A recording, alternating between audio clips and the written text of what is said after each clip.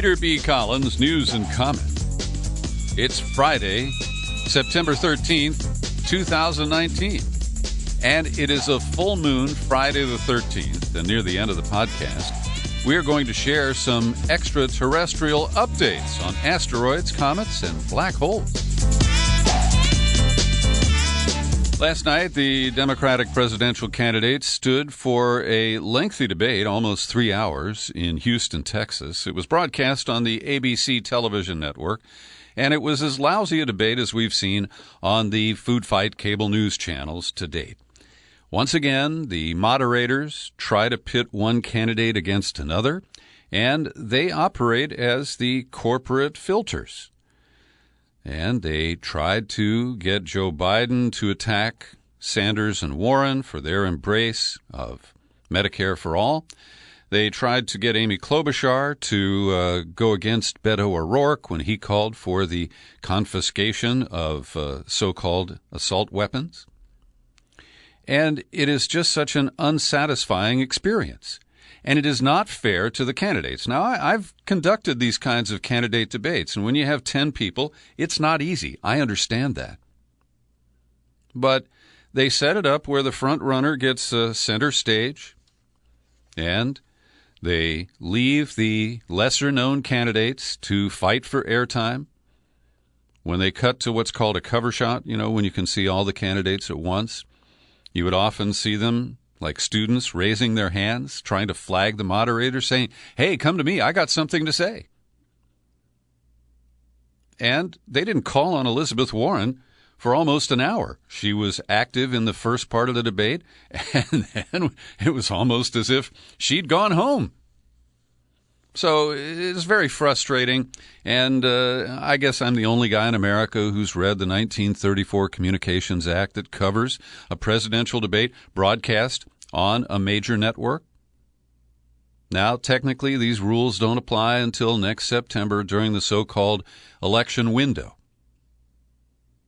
But ABC acquitted itself badly, and I guess they feel they've got to keep up with the kids on the unregulated cable channels. So for me, the biggest moment was when Joe Biden slipped in that he wanted to correct the record on Iraq. He said, with regard to Iraq, the fact of the matter is, I should never have voted to give Bush the authority to go in and do what he said he was going to do. Now, that is an honest moment. Unfortunately, it conflicts with what Biden has been trying to say. Back in July, he lied and said, from the moment shock and awe started, from that moment I was opposed to the effort, and I was outspoken as much as anyone at all in the Congress. Now, this kind of revisionism is a little bit understandable. Joe's trying to get with the times. But he now has a real messy claim or set of claims about his history on Iraq, and he muddled the record on a number of other issues, including criminal justice last night. And I won't fault him because his dentures slipped at one point. I'm fortunate enough to have all my own teeth, but I don't criticize people who, forget to bring their polygrip. But it was when Joe started rambling. And centrally, he was asked a question about reparations for African Americans over slavery. And he went into a rambling, word salad is, I guess, the best way to describe it. At one point, he was telling African American parents they should bring in social workers. Then he said they should turn the record player on. I mean, who uses the word record player? Now, vinyl has come back into fashion, but we call it a turntable when you put the needle down on some vinyl and crank up the music. Now, what was interesting last night is that Kamala Harris was not in attack mode.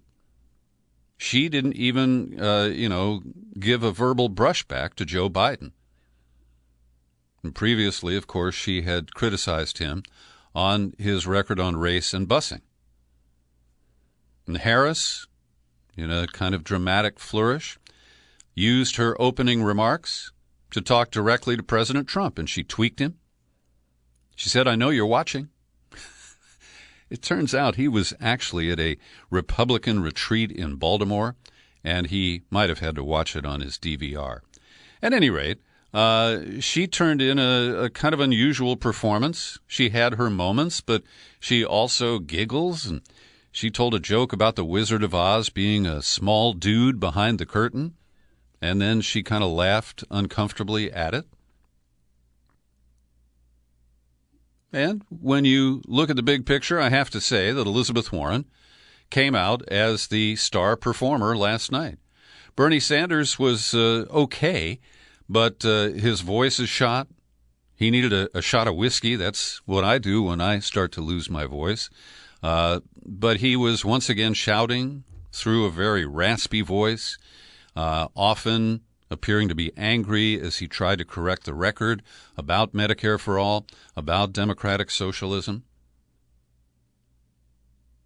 Pete Buttigieg, I thought he, gave a good performance. He is who he is. He doesn't excite me, but I don't think that he made any mistakes. I'd say the same about Cory Booker, who is the senator from New Jersey. He tried to rise above the fray as the candidates put people to sleep by trying to compare their different plans for health care. And, I've said this before. These are plans. They're proposals. And people get into the details and argue back and forth when it is the big picture. And it's fair to say that Warren and Sanders ducked the questions about exactly how much Medicare for All will cost. And the network anchors try to use people like Amy Klobuchar, who's a moderate, who doesn't support Medicare for All, to call it too expensive, crazy, unachievable, socialist. And so the media, once again, is a player. They're not simply the enablers, the facilitators for voters to learn more about the candidates. They are shaping the message, shaping perceptions, and I'm getting pretty tired of it.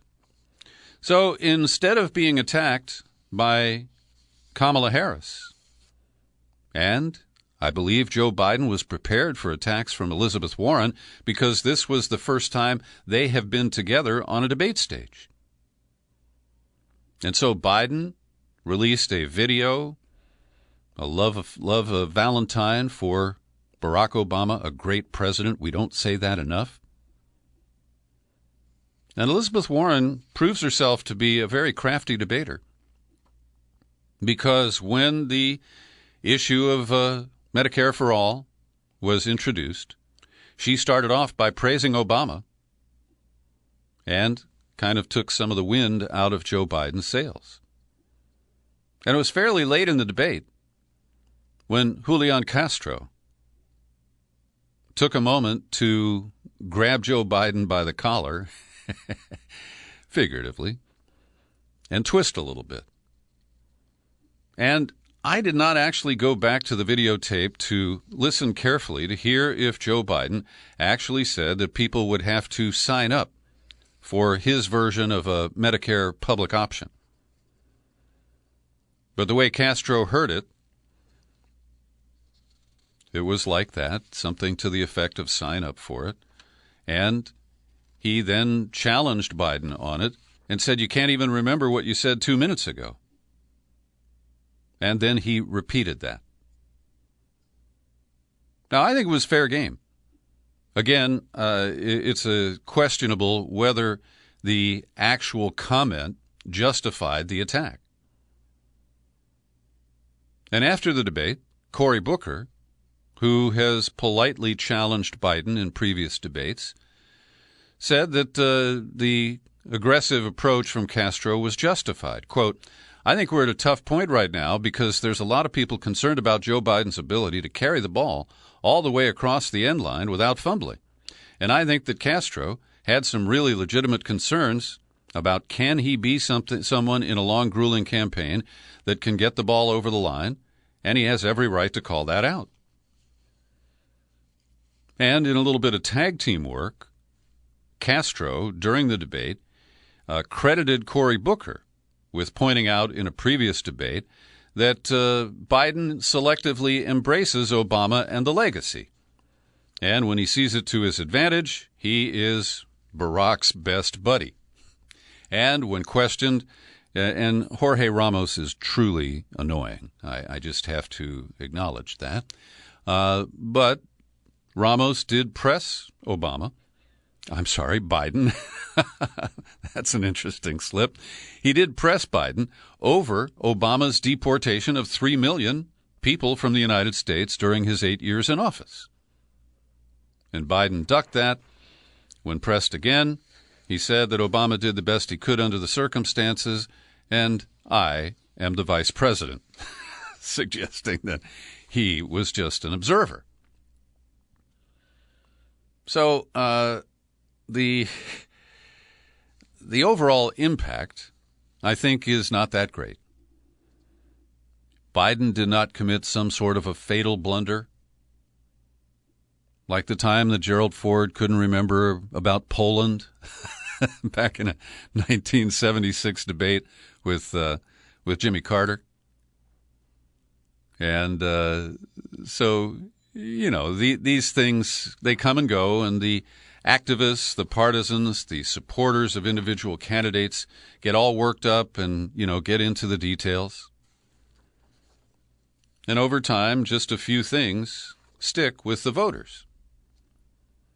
And the thing that is going to stick from last night is the powerful moment when Beto O'Rourke said, "Hell yes. We are coming for your assault weapons. We're coming for your AR-15s and your AK-47s." That is the soundbite that the Republicans are already slobbering over and exploiting.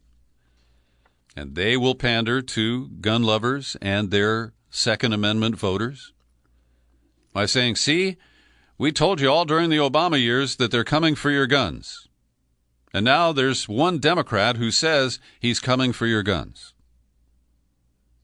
And let me be clear. I believe that assault weapons are a scourge.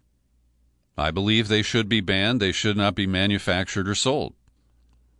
To the extent that we can buy them back from people, I'm fully in support. I believe that if you try to confiscate them, you will start some sort of a civil war. It's not to say that they are justified in doing that, but we also have to be realistic and pragmatic. Let's say that using buybacks and even forced confiscations, that you could get 95% of the assault weapons off the streets and out of the gun racks. That's still going to leave tens of thousands of them in circulation, and I hate to invoke the old NRA saw. But when assault weapons are outlawed, only outlaws will have them. We cannot eradicate them completely. And so I'm completely sympathetic to what O'Rourke said. But politically, it is deadly. And it will be used to define the entire Democratic Party and the nominee, whoever it is, by the Republicans. It'll be echoed in the corporate media, and it's going to be a negative. It will be used in a way, and this occurs at a time when they're trying to get something through the Senate on, background checks in all cases, not just when you buy from a registered dealer. And the Republicans, I mean, they are so cutthroat about this. Remember Steve Scalise, the congressman, Republican from Louisiana? He was seriously wounded in that shooting that occurred at a softball practice. And despite being on the receiving end of lead, Steve Scalise says that Beto O'Rourke was getting more desperate and more radical by embracing mandatory buybacks of assault weapons. You know, the idea that he's going to go and take people's guns is a dangerous concept, and it shows he has a lack of understanding of the Second Amendment. There is No bottom. The Republicans will go low, low, low, and lower. Now, on another angle, I picked up a quote from Frank Luntz. He's the Republican pollster, the guy who developed all the lingo, like the death tax. And in a rare compliment to a Democrat, he said Bernie Sanders gave the best definition of democratic socialism I've ever heard. The key is to link it to quality of life improvements for Americans. Well, I agree with that. But the big stinker coming out of Bernie Sanders' mouth last night was when he was the only candidate asked and permitted to answer a question about Maduro in Venezuela. And Jorge Ramos zeroed in. He's a real piece of work. He is a, pro-regime change, pro-muscular American military agenda. And so he asked Bernie Sanders, is Maduro a dictator? And Sanders avoids that word. He called him a tyrant. He called for new elections. He said he was not a legitimate leader. And Bernie should know better. But based on his comments last night, he doesn't. Over at the New York Times, they had a number of their opinion columnists write up short statements and give a score on a 10 scale for each of the candidates. And I'll just pick a few of them at random here. Michelle Goldberg gave Kamala Harris 8 out of 10. The direct address to Trump in her opening was pretty satisfying, a clever gambit to get him to attack her. As someone who has kids in elementary school and can't bear seeing them traumatized by active shooter drills, I found her riff on the subject genuinely powerful. Miriam Powell says she laughed at her own jokes. Pete Wenner doesn't like that she laughs too hard at her own jokes. And I happen to agree with them, as you've heard. Now to Cory Booker. Goldberg says 8 out of 10. He's terrific in these debates. During the health care portion, he was able to combine support for the goal of Medicare for all with openness to incremental reform without seeming slippery. 4 out of 10 from Miriam Powell. Again, showed himself an articulate, passionate debater, stepped in to unify the group, but it's not going to give him the breakthrough he needs. Pete Buttigieg, Maureen Dowd, 2 words, he's petering out.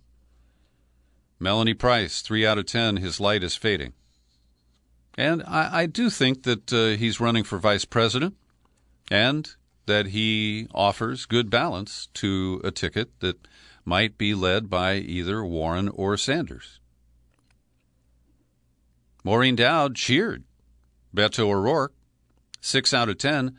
Thank expletive God, someone finally said it. Hell yes, we're going to take your AR-15, your AK-47. She doesn't seem to see the kryptonite that Republicans will exploit. Michelle Goldberg gave him 8 out of 10. The other candidates praised his response to the El Paso massacre because they don't see him as competition. But he had by far his best debate. His impassioned answer on guns was thrilling.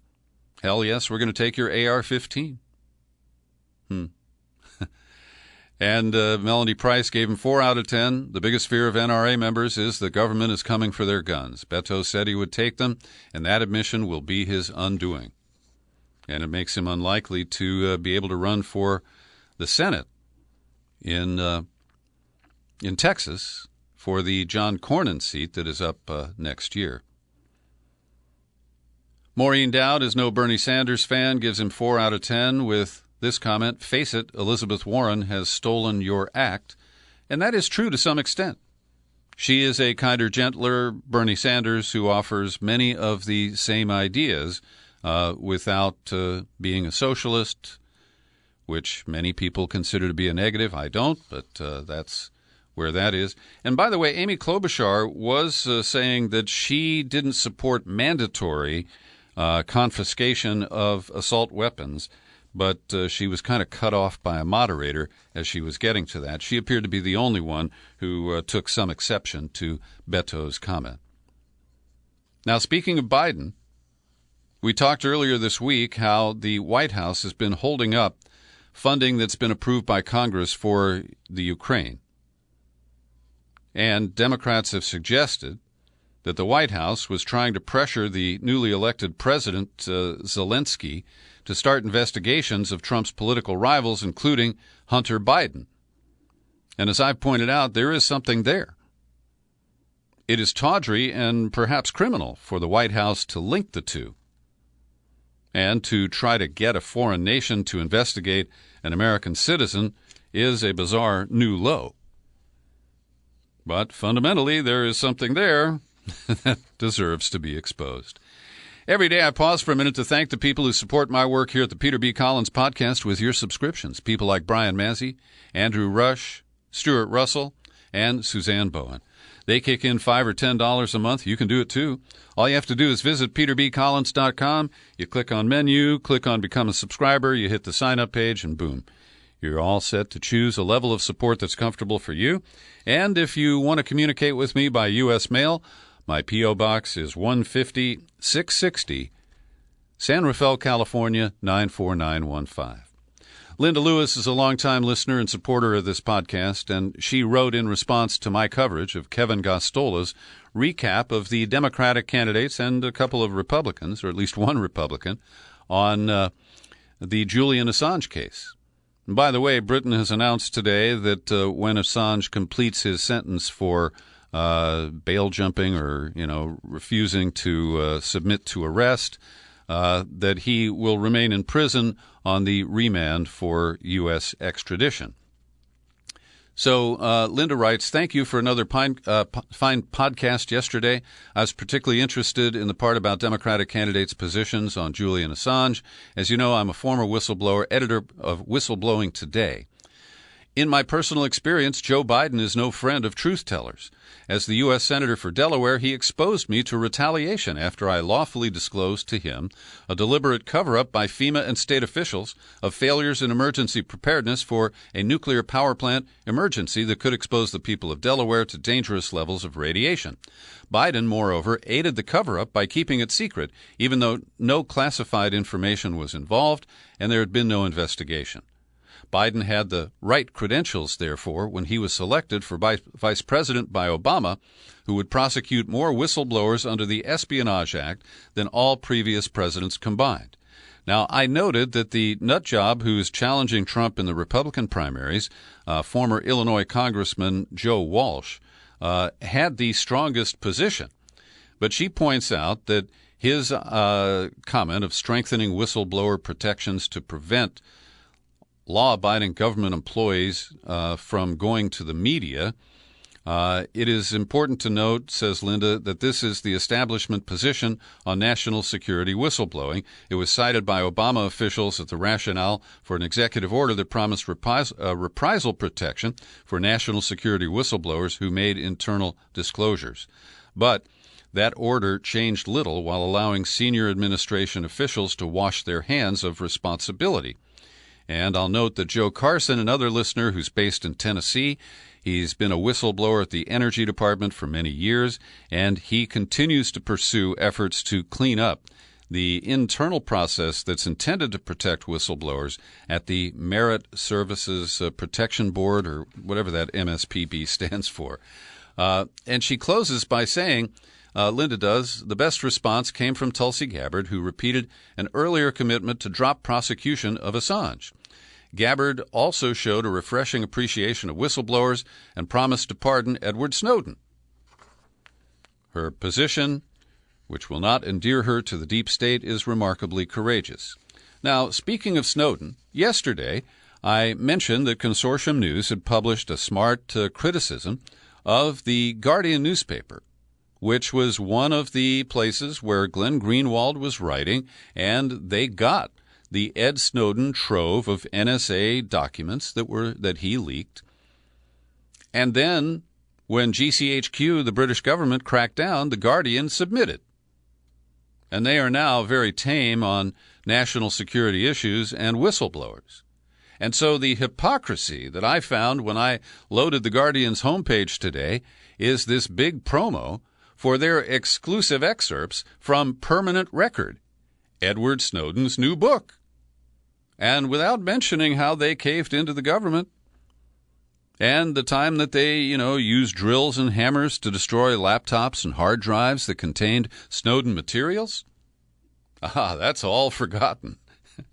And it's this, kind of exuberant tone to the literature here. He describes the 18 years since the September 11th attack as a litany of American destruction by way of American self-destruction, with the promulgation of secret policies, secret laws, secret courts, and secret wars. The greatest danger still lies ahead with the refinement of artificial intelligence capabilities, such as facial and pattern recognition. Well, I look forward to Ed Snowden's book. He does reveal that he married his pole-dancing sweetheart, and I'm glad that he's not alone in Moscow. He seems to have settled in there. But in contrast, Andy McCabe, who has been accused of leaking when he was the deputy director at the FBI, and he was accused of leaking to the Wall Street Journal in the fall of 2016 information about the Clinton Foundation. And because he is a government official, and this is the time he got caught leaking, he and James Comey and all those other top dogs, they leak when they want to, with impunity. But McCabe is being investigated, and he's been arguing with the prosecutors that they lack evidence to charge him. So there have been some conferences this week, and the latest today is that lawyers have asked federal prosecutors whether a secret grand jury has refused to indict him. So the New York Times reports that a grand jury was recalled after months of inactivity on Thursday. But to date, no indictments have been announced, and so the McCabe lawyers are fighting to find that out. Now, talking about leaks. It started on Monday with this CNN blockbuster that because Trump was leaking to the Russians sensitive American secrets, that they had to pull this Russian mole out of the Kremlin. And this has produced a corporate media comedy of errors. And yesterday at the Washington Post, media critic Eric Wemple went after NBC News. They wanted a part of the Russian spy story, and so they did something really stupid. They have exposed this. It's led some people, including the Russians, to name the individual that our government was trying to keep secret. And Wemple made fun of the other media outlets, questioning how the public benefited from the reporting. Must we know that this fellow is using his actual name? Must we know he's living in the Washington area? But a half hour earlier, Wemple didn't know this, his own newspaper, The Post, went with a story identifying the Russian in the town where he lived. And I believe this is an empty story that is just an attempt to keep the Russiagate narrative alive. Now, having slammed the Washington Post, I'll say something good about them. They have invested a lot of enterprise and determination to get to the bottom of why the DEA, the Drug Enforcement Agency, was derailed when it attempted to enforce rules related to the distribution of opioids. And 60 Minutes, together with the Washington Post, has done good work trying to expose what happened during the Obama years, which was, behind the scenes, the DEA was told to stand down. What I find fascinating is the Post begins by listing people who declined to be interviewed for this investigation, including Congressman Tom Marino of Pennsylvania, who wrote a bill that prevented the DEA from investigating. And they note former acting DEA Administrator Chuck Rosenberg, whose agency surrendered to the pressure. I mentioned Rosenberg just yesterday for his breezy conversation with Rachel Maddow, and they were using the events of 9/11 to talk about the failure to try and convict the alleged perpetrators, and Rosenberg was arguing that they should be tried in federal court. And it was all a promo for Rosenberg's podcast, which is produced by NBC, and I think it's called The Oath. And as I mentioned, they didn't talk about the fact that torture is one of the reasons that the trials of the accused for 9/11 have not moved forward. And, of course, they have never mentioned in the interviews that Rosenberg gives to Rachel Maddow that he worked at the DEA at the time they did not prosecute the white-collar drug ring that profiteered from opioids, including OxyContin. I have more news here, and I'm going to try to run through it quickly here. In the Bahamas, the government is being slammed for its slow recovery efforts. They have acknowledged that 2,500 people are unaccounted for. 50 is the official death toll. It will climb, certainly into the hundreds, if not the thousands. Facebook has suspended a page of Prime Minister Benjamin Netanyahu because on Thursday it violated hate speech rules. The message urged supporters to go to the polls on Tuesday to prevent the advent of a dangerous left-wing government whose Jewish leaders would rely on the support of Arab politicians who want to destroy us all, women, children, and men, and enable a nuclear Iran that would wipe us out. So this racist and scorched earth message shows how desperate Netanyahu is. He's even threatening to launch a new war on Gaza after a few silly missiles. One disrupted one of his campaign rallies the other night, but the rockets coming from Gaza have caused no damage or even injuries in recent days. As I mentioned at the beginning of the podcast, it is Friday the 13th. We have a full moon, and tomorrow at 7:54 p.m. Eastern Time, 10:54 Pacific, we will be able to witness an asteroid flyby of the Earth. This is asteroid 2000 QW7. You'll be able to see the vanity plates on it. It's a moderate-sized asteroid, 300 to 600 meters. It will be missing the planet by about 3 million miles. But we got this alert from the fine folks at the B612 and Asteroid Institute, and this is an opportunity for me to introduce you to my friend Danica Remy, who is the CEO of B612 and works tirelessly to educate Earthlings about the risk from asteroids and efforts to identify them and deflect them if they come dangerously close to the planet. And today I'm releasing a video and audio interview with Danica Remy, and you can find it at peterbcollins.com and all of our main outlets, and the link to the video will be in the show file for that podcast.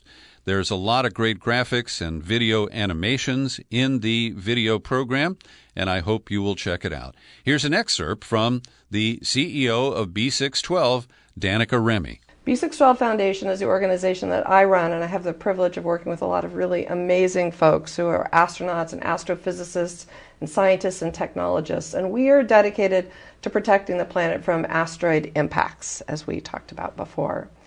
And we're primarily a science and technology organization. We were started about 17 years ago by a couple of astronauts, Ed Lu, who's a 3 times shuttle astronaut, also the first American to fly a Russian Soyuz spacecraft, and Rusty Schweickart, Apollo 9 astronaut. And they, plus a couple of other astrophysicists, decided that we really needed to come together to figure out how to deflect asteroids. And so they created the B612 Foundation 17 years ago. Now, I don't want everyone to be worried about all those asteroid impacts that we just saw, because the good news is that NASA has found about 95% of the asteroids the size of the asteroid that took out the dinosaurs. And so there's about 1,000 of those, and we found all of them. And NASA continues to find asteroids, and we find about their 2 primary telescopes, find about 2,000 asteroids a year between Pan-STARRS in Hawaii, Catalina Sky Survey in Arizona. Now, there are about 3 to 5 million asteroids that are of the size that we care about. So if we're finding 2,000 a year, you do the math. How long is it going to take before we find all of them? So it's a really long time. So at the B612 Asteroid Institute, we are really trying to develop tools and technologies to help us accelerate the rate of asteroid discovery, as well as to help us do some deflection planning and mission planning as well. That's Danica Remy of the B612 Foundation, and they are watching for asteroids. You can also be watching for comets, and there is news about black holes. So, related to comets, astronomers say that another comet from another sun has invaded our solar system. The first such interstellar invader ever detected, a scar-shaped rock named Oumuamua, caused a sensation when it was seen streaking away from our sun in the fall of 2017.